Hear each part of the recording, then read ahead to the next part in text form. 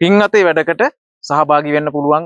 අටමහා කුසල් ගණයට ගැනෙන එකපාරට කරන පින්කම් 3ක් කරන පින්කමක් මම හිතන්නේ කෙනෙකුට ජීවිතේ කරන්න හම්බ වෙයි කියලා.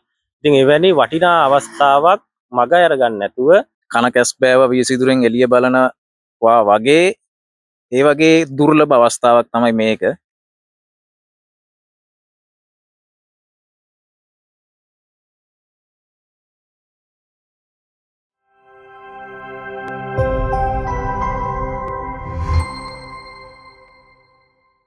ආයිබෝවන් හැමෝටම. ඉතින් ලැබුවා අලුත් අවුරුද්ද කිරියෙන් පැණියෙන් ඉතිරෙන සියලු බලාපොරොත්තු ඉටු වෙන සුබම සුබ අලුත් අවුරුද්දක් වේවා කියලා ප්‍රාර්ථනා කරනවා. හොඳයි, අද අපි ඇවිල්ලා ඉන්නේ ඔයාලට අලුත් අවුරුද්දේ පින් අතේ වැඩකට සහභාගී වෙන්න පුළුවන් වැඩක් ගැන කතා කරන්න. ඉතින් මේ වීඩියෝ එක ස්කිප් කරලා ඉස්සරහට ගියත් කිසි ගැටලුවක් නැහැ. මොකද අපි අලුත් අවුරුද්දේ පුණ්‍ය කර්මයක් කරන්න තමයි ඇවිල්ලා තියෙන්නේ. ඉතින් අපි ඇවිල්ලා තියෙන්නේ උඩුවිල ශ්‍රී පන්තාරාම පුරාණ විහාරස්ථානයට. අපි ඇතුළට ගිහිල්ලා බලමු ස්වාමීන් වහන්සේ හම්බෙලා කතා කරලා මොන වගේ පුණ්‍ය කර්මයක්ද ඔයාලට කරගන්න පුළුවන් කියලා. එන්න යමු. අපිත් එක්ක ඉන්නවා උඩුවිල ශ්‍රී පන්තාරාම පුරාණ විහාරස්ථානයේ නායක ස්වාමීන් වහන්සේ පරවාහැර සමිත හාමුදුරුව. අපි එහෙම තමයි කතා කරන්නේ. ඉතින් අපිට කියන්න ස්වාමීන් වහන්සේ දැන් මේ පන්සලේ මොකද්ද වෙන්නේ කියලා. දැන් චෛත්‍යයක් හැදෙනවා, ආවාසකයක් හැදෙනවා. ඒ ගැන මට වඩා විස්තර දන්නේ අපේ හාමුදුරුවෝ. ඉතින් සම්පූර්ණ විස්තරයක් කියන්න. දැන් මේ පුණ්‍ය කර්මයට සහභාගී වුණාට පස්සේ ලැබෙන ආනිසංස ගැන අසන්නන්ට දැනගන්න තිබ්බනම් ගොඩක් වටිනවයි කියලා මට හිතෙනවා මේ වෙලාවේ. දරුවන් සරණයි. අපේ උඟ කාලේ ඉඳන් අඳුරන හැබැයි දැන් අවුරුදු ගානකට පස්සේ තමයි මේ විදිහට අපි මුණ ගැහෙන්නේ. ඒ නවෝදයා. ඉතින් මුලින්ම අපි ආශිර්වාදය ප්‍රාර්ථනා කරනවා මේ වගේ බොහොම පින් වැඩෙන පින්කමකට ඒක සාර්ථක කරගන්න සහයෝගය දක්වන්න මේ විදිහට අපේ විහාරස්ථානයට පැමිණීම ගැන. අපි මේ විහාරස්ථානය කියලා උඩුවිල ශ්‍රී පන්තාරාම විහාරස්ථානය කියලා කියන්නේ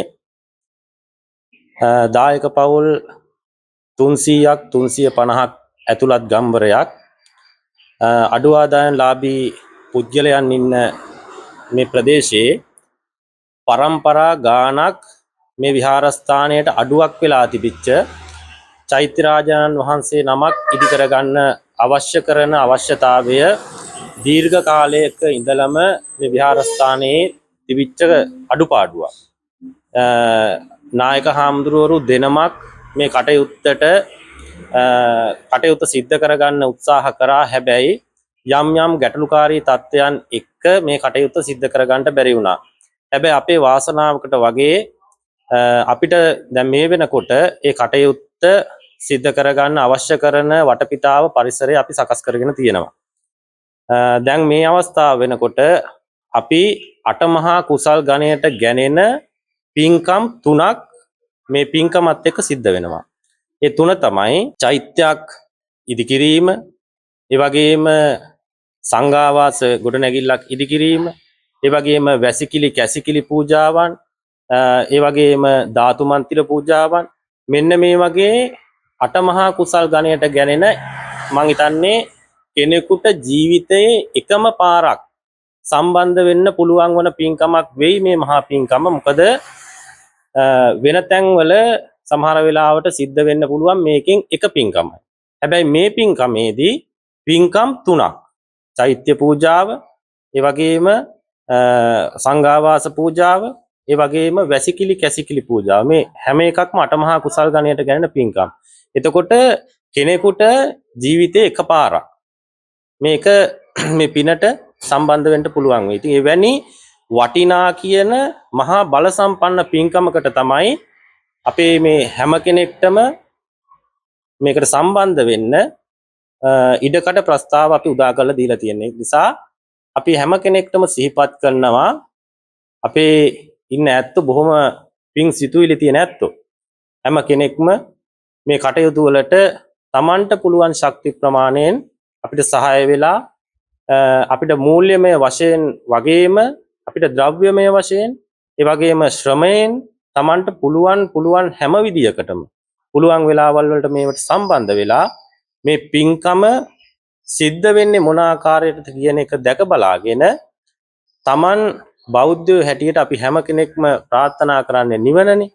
ඉතින් මේ නිවීම ඇති කරගන්න මේ අපි සිද්ධ කරගෙන යන මේ උතුම් පින්කම සාර්ථක කරගෙන මේ අභිනවයෙන් ඉදිකරන්ට යෙදෙන චෛත්‍ය රාජානන් වහන්සේ අපිට ඉදි කරගන්න මේ හැම කෙනෙක්ගේම සහයෝගය ලබා දෙන්න කියන කාරණාවත් සිහිපත් කරමින් හැම දිනාටම තෙරුවන් සරණ ප්‍රාර්ථනා කරමින් අපි මේ වෙලාවේ මේ කටයුත්ත නිමා කරමු. හරි අපි එහෙනම් මේ දැන් කොහොමද මේ වැඩ කටයුතු සිද්ධ වෙන්නේ? අද නම් මං හිතන්නේ සීමිත පිරිසක් ඉන්නේ. පහුගිය දවස්වල හිටියා ගොඩක් අය ඇවිල්ලා වැඩ කරන්න. අද හවසත් දැන් එන්න බලාපොරොත්තුෙන් ඉන්නවා ගොඩක් අය. අපි බලමු හාමුදුරනේ පොඩ්ඩක් ගිහිල්ලා මේ වැඩ කරන තැනට.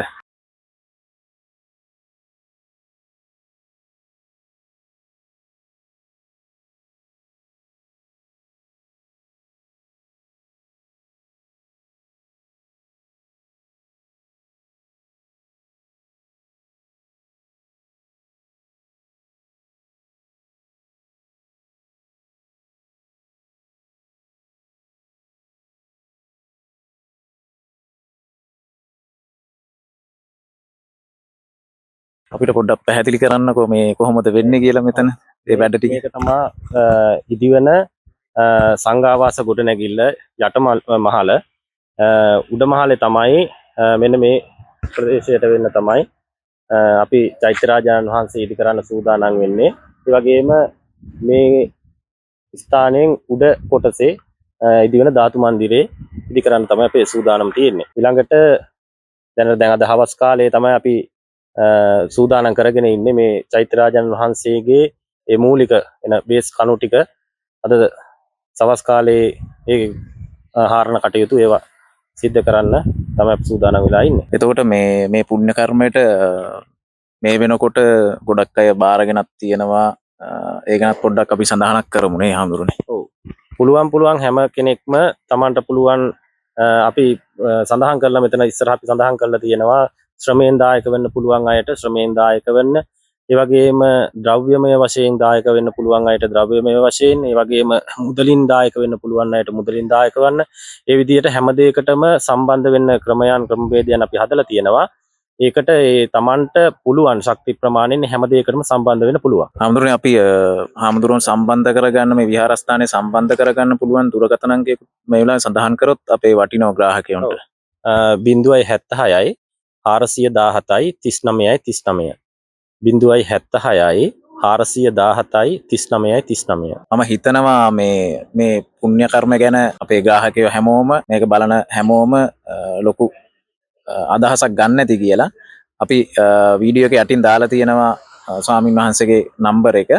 ඒකට දුරකථන ඇමතුමක් දීලා ඔයාලගේ තියෙන ආධාර ශ්‍රම දායකත්වය සියල්ලම එකට ලබා දෙන්න පුළුවන්. හාමුදුරුවන්ට තව මොනවද මේ කියන්න තියෙන්නේ මේ අවසාන වශයෙන් අපේ බලන් ඉන්න අපේ හිතවතුන්ට මේ සම්බන්ධව?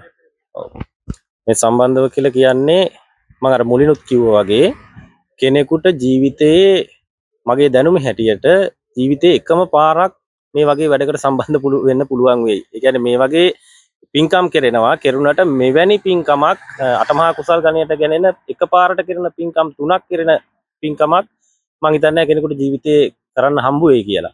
ඉතින් එවැනි වටිනා අවස්ථාවක් මග අරගන්න නැතුව තමන්ගේ කුසලකාමී ජීවිතය වර්ධනය කරගන්න මේ පින්කම් වලට සහ සම්බන්ධ වෙලා මේ නිවන් මඟ සාක්ෂාත් කරගන්න මේ හැම කෙනෙක්ටම මේ අපි සිද්ධ කරගෙන යන මේ උතුම් වූ පින්කම හේතු වාසනා වෙත්වා කියලා අපි ප්‍රාර්ථනා කරනවා. හොඳයි අපිත් ඒ විදිහටම ප්‍රාර්ථනා කරනවා. ඉතින් මේ කන කැස් බෑව වියසිදුරෙන් එළිය බලනවා වගේ ඒ වගේ දුර්ලභ අවස්ථාවක් තමයි මේක.